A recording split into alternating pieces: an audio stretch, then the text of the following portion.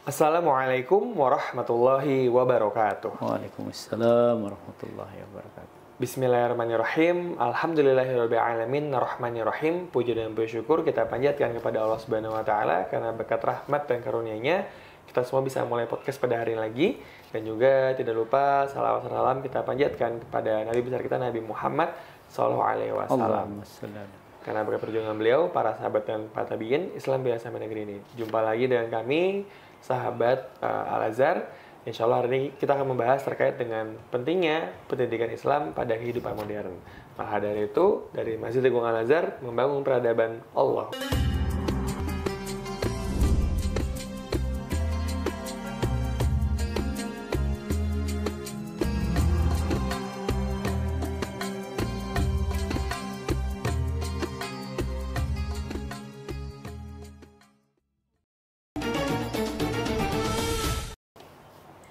Assalamualaikum Ustaz. Waalaikumsalam warahmatullahi wabarakatuh. Sehat, Ustaz? Alhamdulillah sehat. Alhamdulillah Ustaz. Jadi ini menarik Ustaz. Kan orang bilang sekarang pendidikan modern Ustaz. Dan seakan-akan pendidikan Islam itu ada pendidikan yang kuno Ustaz. Ya. Beberapa orang berpikir seperti itu Ustaz ya. Dan maka saya ingin menanya Ustaz, bagaimana sebenarnya prinsip-prinsip pendidikan Islam itu yang diterapkan dalam sistem pendidikan modern Ustaz yang bisa dilakukan gitu kira-kira? Ya, intinya Islam itu memperhatikan tentang ilmu. Nah, ilmu itulah unsur dalam pendidikan. Oleh karenanya ayat-ayat awal yang turun di dalam Al-Quran diturunkan kepada Nabi Muhammad itu berkaitan dengan pentingnya ilmu. Bahkan nanti ada ayat yang lain yang bahwa seseorang itu akan naik tinggi derajatnya gara-gara ilmu. Iqra bismi rabbikal ladzi khalaqal insana min 'alaq, iqra wa rabbukal akram. Disuruh apa? Disuruh menuntut ilmu. Disuruh belajar. Disuruh mencari ilmu, disuruh membaca. Tetapi menariknya bahwa konsep pendidikan di dalam Islam itu ilmu ini yang kita pelajari ini harus berbasic, harus punya dasar. Iqra bismi rabbika. Nah, ini penting ini. Jadi belajar menuntut ilmu dengan niat lillahi ta'ala. Dengan basic dalam rangka mengharap ridho Allah Subhanahu wa taala. Nah, ini menjadi penting. Oleh karenanya tidak ada ilmu yang hanya ilmu untuk dunia saja begitu. Tapi adalah ilmu untuk kebahagiaan dunia dan akhirat. Nah, oleh karenanya dalam pandangan Islam, ilmu itu tidak sekedar ada di dalam kepala, tetapi ilmu itu juga harus diturunkan ke dalam hati. Nah, maka oleh karenanya bagaimana pendidikan Islam yang benar menurut Al-Quran, menurut As-Sunnah, sehingga siapapun yang hidup di era modern ini tetap membutuhkan pendidikan Islam. Seorang Muslim meninggalkan pendidikan Islam, maka hidupnya akan tercerabut dari nilai-nilai keislaman. Dia tidak akan bisa mendapatkan kebahagiaan walaupun mungkin ilmunya setinggi langit. Mungkin ilmu sudah menjadi sarjana apa begitu ilmunya. Tapi kalau tidak diimbangi dengan pendidikan Islam, maka akan semakin menjauh. Man izdada ilman wa lam yazdad hudan lam yazdad minallahi illa bu'dan. Siapa yang tambah ilmunya tapi tidak tambah kedekatannya kepada Allah, maka dia akan semakin menjauh dari Allah Subhanahu wa taala. Berarti gini, Ustaz, kan di Indonesia ini banyak Ustaz ya, kayak ada sekolah umum dan juga sekolah Islam lah gitu Ustaz. Kira-kira apa sih yang membedakan antara sekolah umum dan sekolah Islam Ustaz? Iya, intinya tidak ada. Semuanya adalah baik ilmu umum maupun ilmu Islam, semuanya ilmunya Allah. Semuanya ilmu Allah. Dan oleh karenanya setiap Muslim yang belajar sebuah ilmu, entah itu ilmu umum, entah itu ilmu agama, itu nilainya adalah ibadah. Nilainya adalah ibadah. Man kharaja fi talabil ilmi fahuwa fi sabilillah hatta yarji'a. Barang siapa yang keluar dalam rangka mencari ilmu, maka sesungguhnya dia kharaja fi sabilillah. Seukuran senilai dengan keluar dalam jihad fi sabilillah. Hatta yarji'a, sampai dia pulang kembali. Maka digambarkan seperti jihad fisabilillah itu seperti bertempur melawan musuh di medan perang.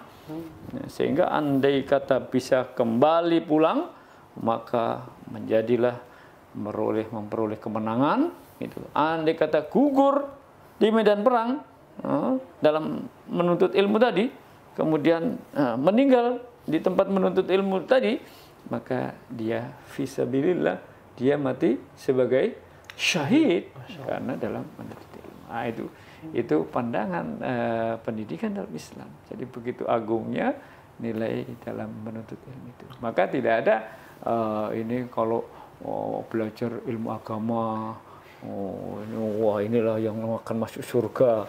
Nanti yang belajar ilmu umum IT, ini nggak bisa masuk surga, nggak bernobat, enggak, semuanya ilmu Allah, tetapi lagi-lagi bismi rabbika.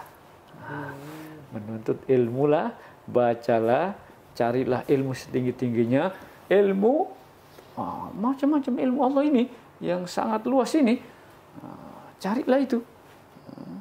Digambarkan andai kata laut itu jadi tinta, hutan-hutan kayu-kayu dijadikan tinta, apa dijadikan pena, dibuat nulis ilmu Allah, maka akan habislah nafidat qabla an tanfada kalimatullah, maka akan habislah itu sebelum ilmu Allah itu habis.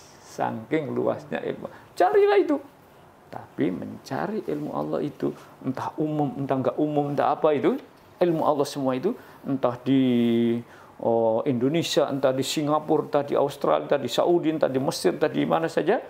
Nah, tapi landasannya adalah bismi rabbika, lillahi ta'ala, dalam rangka menggapai ridha Allah.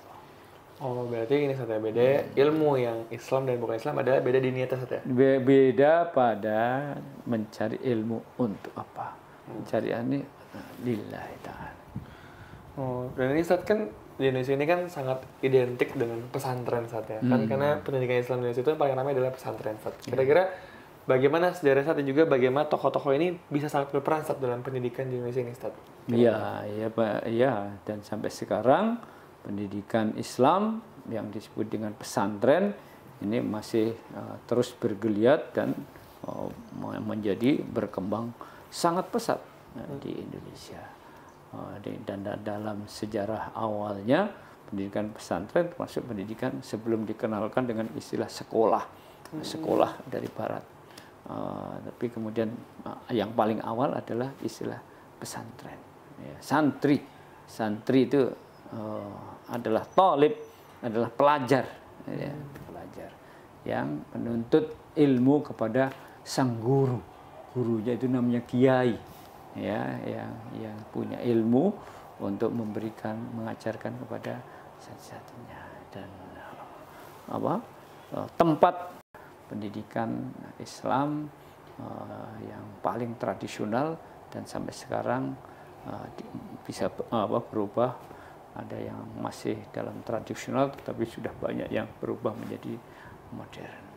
Disitulah diajarkan sesungguhnya pesantren tidak hanya identik dengan pendidikan Islam atau hanya ilmu-ilmu keislaman, tapi di sana diajarkan juga ilmu-ilmu tentang keduniawian atau ilmu-ilmu umum, bahkan ilmu pemerintahan, bahkan ilmu tentang ilmu falak, ilmu tentang astronomi, ilmu tentang kelautan, ilmu tentang pertanian dan sebagainya diajarkan di pesantren. Nah, itu. Nah, jadi tidak benar bahwa pesantren itu hanya mengajarkan ilmu-ilmu agama saja. Berarti setelah berkembangnya zaman saat kan, itu bagaimana cara kita bisa mengintegrasikan nilai Islam dalam kurikulum pendidikan di sekolah-sekolah modern ini, Ustaz, kira-kira? Ya, nah ini yang menjadi penting bahwa sekolah-sekolah meskipun namanya tidak pesantren itu tetap nilai-nilai keislaman ini harus bisa dimasukkan ke dalam bahkan sudah menjadi kurikulum nasional bahwa pengajaran agama itu harus masuk di dalam kurikulum nasional.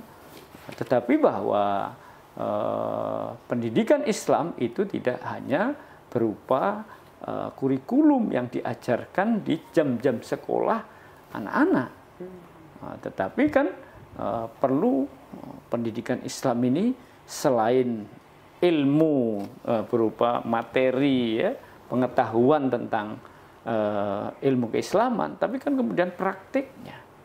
Nah, bagaimana perilaku anak ini sejalan dengan apa yang diketahui tentang Islam. Apalah artinya anak didik hafal bahwa sholat dalam sehari semalam itu 5, bahkan bisa menyebutkan semuanya, subuh, duhur, asar, maghrib, isya, sebutin, bahkan sunnah-sunnah dia hafal, tetapi tidak melaksanakan sholat. Nah, umpamanya. Pendidikan Islam itu tentu tidak begitu, tapi bagaimana ilmu pengetahuan tentang ilmu keislaman itu diserap oleh akalnya, kemudian direnungi oleh hatinya, dan setelah itu kemudian dilaksanakan dalam kehidupan sehari-hari.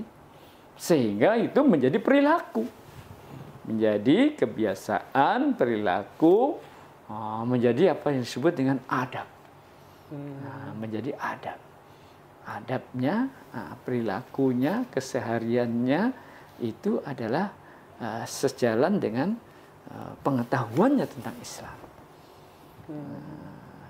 Berarti ini satu ya, al-ilm fi sudur laisa fi sutur satu ya. Ya, ya. Itu di hati tentu bukan tulisan ya. tidak hanya dihafal, tidak hanya ditulis, tapi kemudian pendidikan Islam itu adalah kemampuan guru dalam mentransfer ilmu tentang pengetahuan Islam itu ke dalam anak didik, sampai kemudian anak didik bisa mempraktekkan dalam kehidupannya.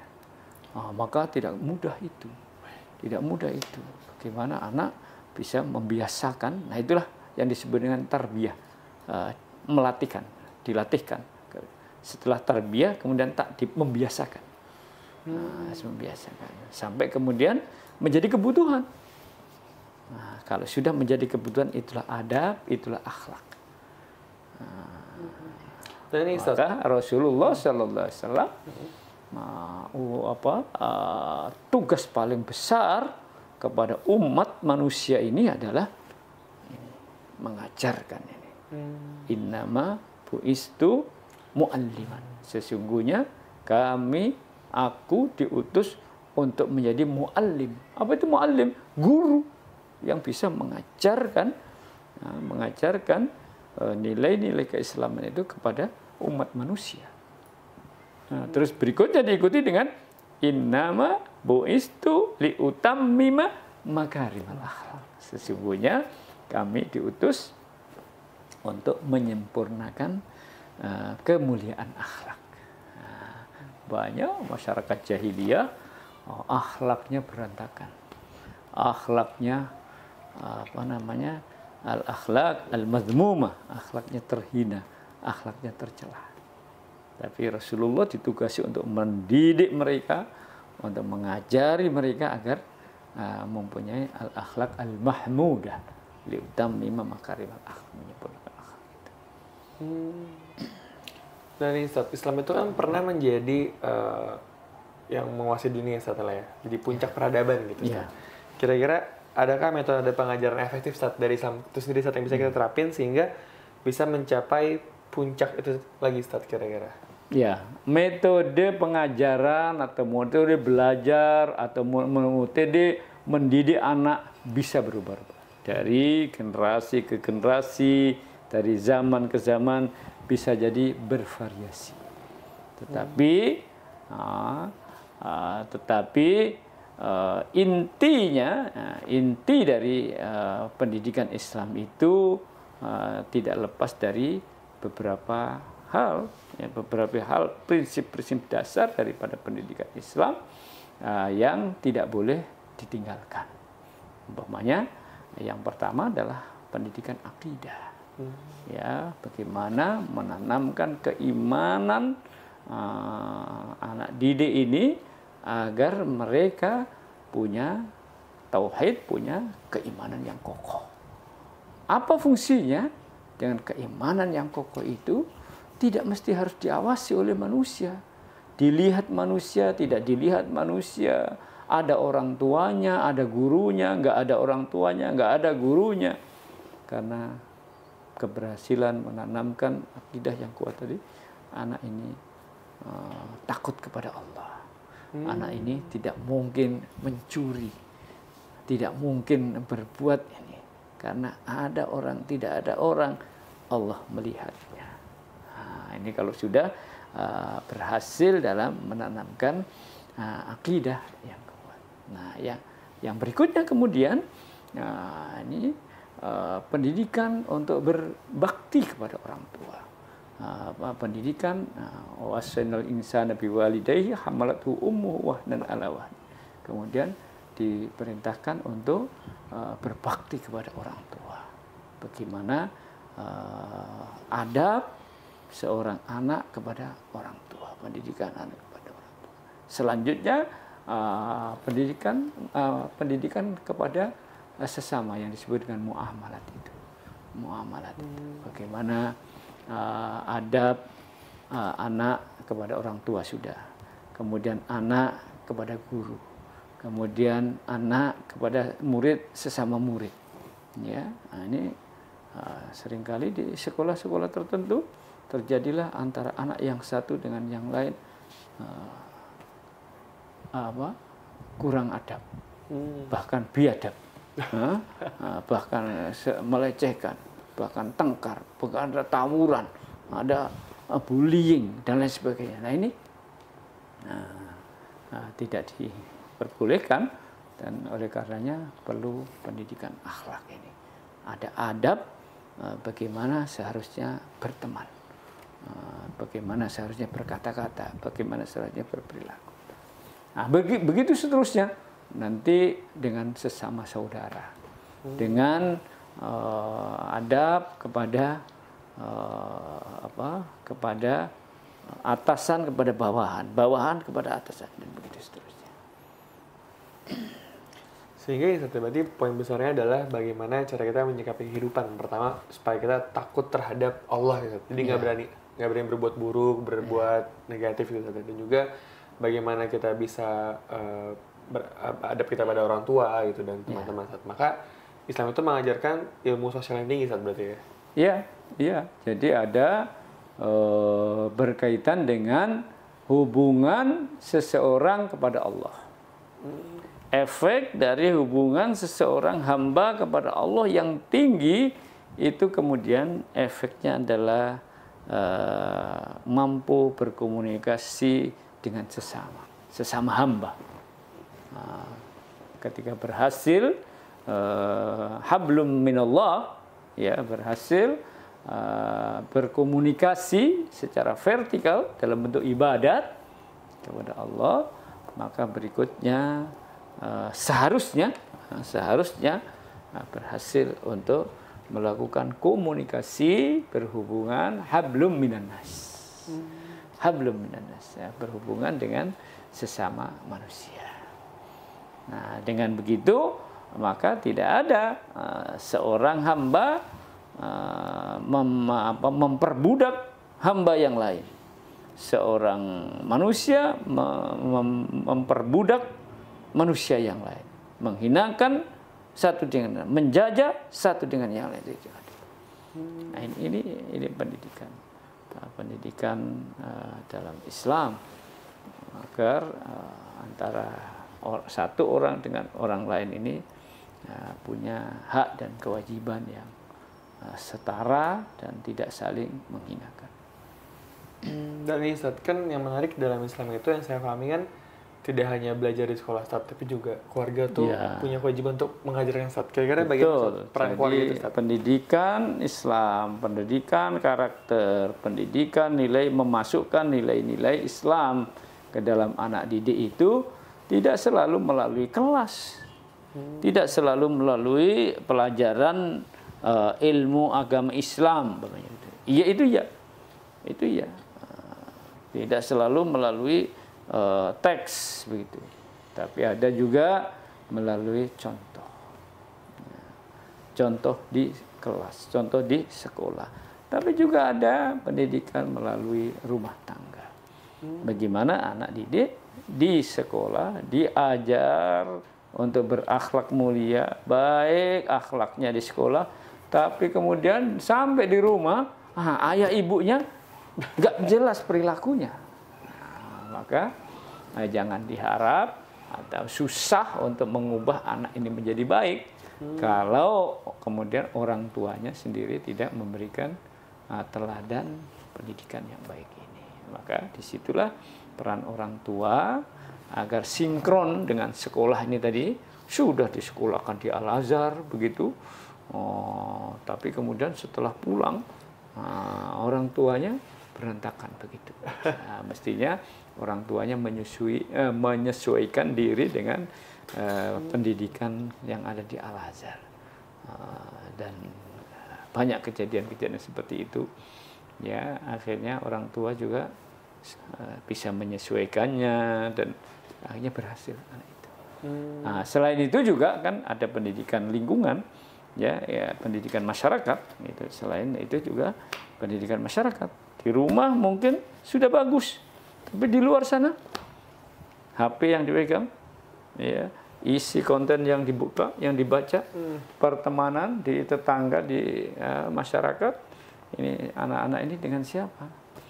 Nah, kalau ketemu dengan teman-temannya yang jahat, bisa jadi naudzubillah, sekolah yang bagus, di keluarga yang bagus, di masyarakat yang tidak bagus, masyarakat yang tidak bagus inilah yang nanti akan mempengaruhi daripada anak didik itu. Nah, maka di tiga tempat pendidikan ini harus serasi, sinkron, jangan sampai salah satunya nanti.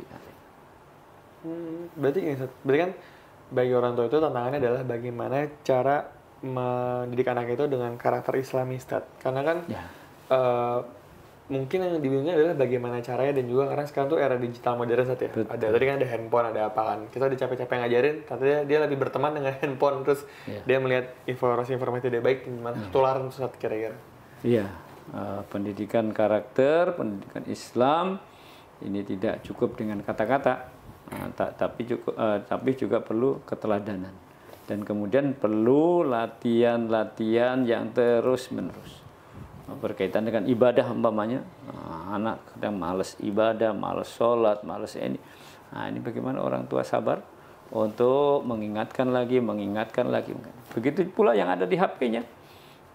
Dengan rajin orang tuanya memperhatikan apa anak yang dilihat, apa yang siapa temannya, pergaulannya bagaimana. Ini harus telaten. Jangan hanya nyerahkan saja ke sekolah sana. Sekolah kan waktu di sekolah. Iya, kalau sekolahnya bagus, sekolahnya unggul, bagus. Tapi setelah itu waktu di rumah adakah pengawasan dari orang tua, apalagi ketika di luar. Intinya kemudian adalah menanamkan nilai-nilai Islam, menanamkan pendidikan karakter, menanamkan akhlak ke dalam diri anak-anak kita. Ini persoalan yang serius. Nah, persoalan yang serius yang harus kita perhatikan. Jangan hanya dilihat dari nilai rapotnya. Kan sudah matematika sudah dapat 9. Ini apa lagi sudah dapat 9. Jangan hanya dilihatnya. Tapi bagaimana keberhasilan pendidikan mental, karakter, budi pekerti, adab ini bisa diterapkan oleh anak-anak kita. Ustaz, berarti Islam itu bukan tentang mengajarkan tentang nilai, tapi tentang bagaimana bersosialisasi dengan masyarakat, Ustaz ya, berbuat baik gitu. Ya, jadi memang pendidikan dalam Islam ini tidak cukup hanya ilmu-ilmu dalam arti sains, ilmu pengetahuan dan teknologi, ya, tetapi itu sangat penting. Itu dianjurkan untuk mencari ilmu setinggi-tingginya itu, Al-hikmatu dhallatul mu'min. Nama wajadaha akhadaha, kata Rasulullah. Bahwa al-hikmah, yaitu ilmu itu adalah harta milik kekayaan orang mukmin. Nah, dimanapun dia berada, dicarinya. Apakah di Amerika, apakah di Eropa, apakah di mana saja, cari. Itu milik Allah untuk orang mukmin. Ilmu apa saja. Nah, tapi tidak cukup dengan ilmu yang pengetahuan, yang sains itu. Tapi harus diimbangi juga dengan ini tadi, pendidikan adab, pendidikan karakter, sehingga aplikasinya ilmu pengetahuan ini ketika diaplikasikan ini bisa dimanfaatkan oleh masyarakat. Tidak digunakan untuk sains ini, tidak digunakan untuk menghancurkan atau merusak masyarakat demi kepentingan saya. Yang penting saya kaya. Yang penting saya dengan ilmu saya mendapatkan harta, kekayaan yang ini, pengaruh, kedudukan yang ini. Nggak peduli mereka ini. Bahkan, na'udzubillah, sampai kemudian memanfaatkan kebodohan masyarakat itu untuk kepentingan ilmunya. Ini tentu saja tidak dibenarkan. Tapi justru ilmu, sains, teknologi yang didapat, yang itu semua adalah ilmu Allah itu digunakan untuk mensejahterakan masyarakat itu. Nah, itu diperlukan apa? Ilmu tersendiri. Namanya ilmu spiritual, ilmu hikmah, ya, mental, spiritual tadi itu, ya, pendidikan karakter, sehingga ilmu tidak untuk menghancurkan, tetapi untuk membangun. Ilmu tidak digunakan untuk menzolimi, tapi justru untuk mensejahterakan, dan begitu seterusnya. Nah, itu inti daripada pendidikan.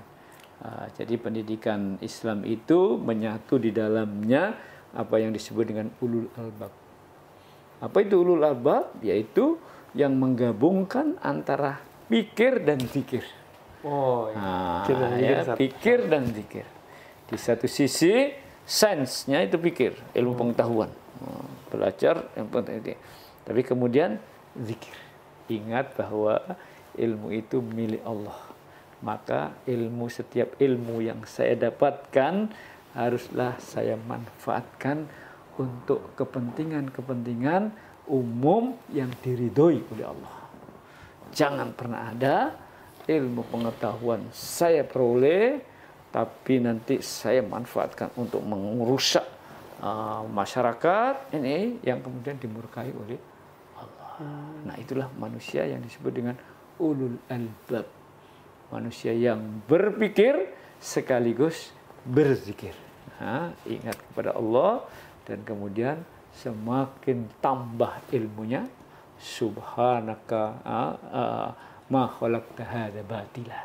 Maha suci Allah, engkaulah zat yang tidak ada sia-sia yang engkau ciptakan. Semua itu bermanfaat untuk saya, bermanfaat juga kepada orang lain.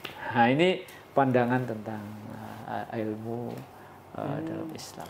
Masya Allah, ya. Yang menyatukan di dalamnya antara pikiran, intelektual dan spiritual.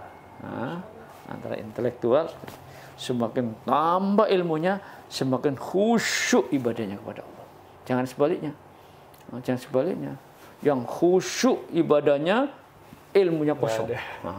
Atau yang ilmunya, otaknya, intelektualnya tinggi, hatinya kosong. Ini dua-duanya disatukan menjadi kesatuan yang disebut dengan manusia ulul albab. Wah, Masya Allah, berarti Islam itu adalah selain mikir tapi juga zikir. Jangan cuma zikir tapi nggak mikir. Jangan juga mikir tapi nggak zikir. Dan ini Ustaz, terakhir Ustaz, kira-kira untuk sahabat-sahabat penonton setia Al-Azhar ini, Ustaz, kira-kira gimana motivasinya supaya semangat dan mau belajar gitu tentang pendidikan Islam itu dalam dunia modern ini, Ustaz, di kehidupan modern ini, Ustaz, kira-kira? Iya, Indonesia negara yang terus kita perjuangkan untuk menjadi negara besar. Jadi negara tidak hanya berkembang, tapi maju. Maju, berkembang dengan pesat ke depannya. Tapi itu tidak hanya komitmen. Itu tidak hanya jargon. Itu tidak hanya mimpi kita. Tidak hanya cita-cita kita. Tapi harus kita wujudkan dalam praktek kehidupan kita. Apa kuncinya? 2. Apa itu? Mikir, zikir. Apa maknanya? Mikir artinya kita harus mencari ilmu, menuntut ilmu setinggi-tingginya. Sesuai dengan jurusan yang kita sukai, ya, yang kita minati. Apa mau ilmu pertanian, mau apa ilmu politik, apa mau ilmu sosiologi, apa mau fisika, atau apakah IT, apa yang kita ini, itu kuatkan, seriusi, tekuni, ya, pelajari dengan benar, setinggi-tingginya. Satu. Ini pikir. Nah, tetapi jangan lupa ilmu yang kita pikirkan, yang kita pelajari, tidak selesai hanya di otak. Tidak selesai hanya di akal. Tetapi berikutnya yang tadinya kita pandang, kita baca teksnya, kita serap ke otak, menjadi ilmu di otak kita, harus kita turunkan ke hati.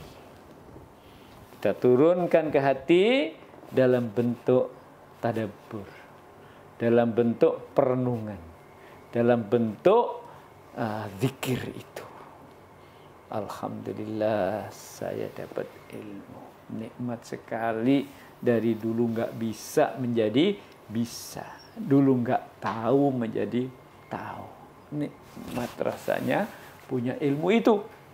Nah, setelah itu kemudian lalu saya pakai untuk apa? Nah, ini perenungan. Itu zikir itu. Ya Allah, apakah saya bisa memanfaatkan ilmu yang saya miliki ini?